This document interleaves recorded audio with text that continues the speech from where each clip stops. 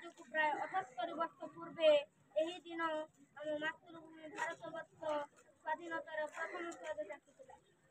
ଦୀର୍ଘ 2 ଶତାଧିକ ବର୍ଷ ଧରି ଇଂରେଜମାନେ ଆମ ଦେଶକୁ ଶାସନ କରିଥିଲେ।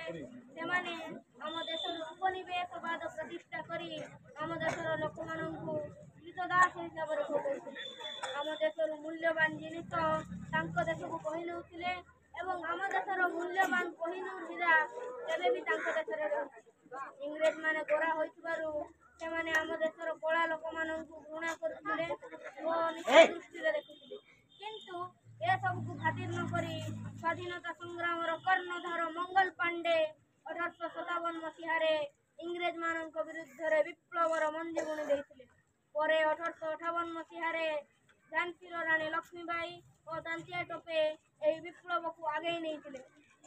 ଲାଲ ବାଲ ପାଲଙ୍କର ବନ୍ଦେ ମାତରମ୍ ସ୍ଲୋଗାନ ଏବଂ ମହାତ୍ମା ଗାନ୍ଧୀଙ୍କର ସତ୍ୟାଗ୍ରହ ଇଂରେଜମାନଙ୍କ ଶାସନ ଗାଦିକୁ ତଳମଳ କରିଦେଇଥିଲା ଓ ଆମର ପ୍ରିୟ ନେତା ସୁଭାଷ ଚନ୍ଦ୍ର ବୋଷଙ୍କ ସ୍ଲୋଗାନ ମୋତେ ରକ୍ତ ଦିଅ ମୁଁ ତୁମକୁ ସ୍ୱାଧୀନତା ଦେବି ର ତେଜ ଭରା କଣ୍ଠରେ ଭାରତର ଶହ ଶହ ଯୁବକ ନର ନାରୀ ଶିଶୁ ନିଜ ଦେଶକୁ ରକ୍ଷା କରିବା ପାଇଁ ଆଗେଇ ଆସିଥିଲେ।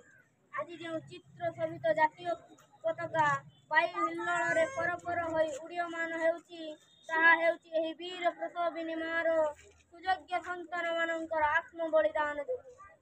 ମୁଁ ଆଜି ସେହି ପ୍ରଦେଶ ବତ୍ସଳ ତ୍ୟାଗ ବୀର ନେତାମାନଙ୍କୁ ଭକ୍ତିପୂର୍ଣ୍ଣ ଶ୍ରଦ୍ଧାଞ୍ଜଳି ଜ୍ଞାପନ କରୁଛି। ସେମାନଙ୍କ ଯୋଗୁଁ ଆମ ଭାରତ ପରାଧୀନତାର ଶୃଙ୍ଖଳା ଛିନ୍ନ 41 ମସିହା ଅଗଷ୍ଟ ମାସ 15 ତାରିଖ ସ୍ୱାଧୀନତା ହୋଇଛି। ତେଣୁ ସମସ୍ତେ ଭାରତ ଏହି ଜାତୀୟ ପତାକାରେ ଶପଥ ଆମେ ଏକ ଆମ ଦେଶକୁ ଆଗେଇ ଅର୍ଥାତ୍ ଏକତା ମହାନ ଶକ୍ତି ଆମ ଦେଶକୁ ସୁନ୍ଦର କରି ଗଢ଼ିବା, ଦେଶର ସ୍ୱାଧୀନତା ବଜାୟ ରଖିବା, ଦେଶକୁ ସୁନ୍ଦର କରି ଗଢ଼ିବା, ରାଷ୍ଟ୍ରୀୟ ଚେତନାର ଗୌରବ ଓ ମର୍ଯ୍ୟାଦା ରକ୍ଷା କରିବା। ମୁଁ ଏତିକି କହି ମୋର ବକ୍ତବ୍ୟ ଶେଷ କରୁଛି। ଜୟ ହିନ୍ଦ।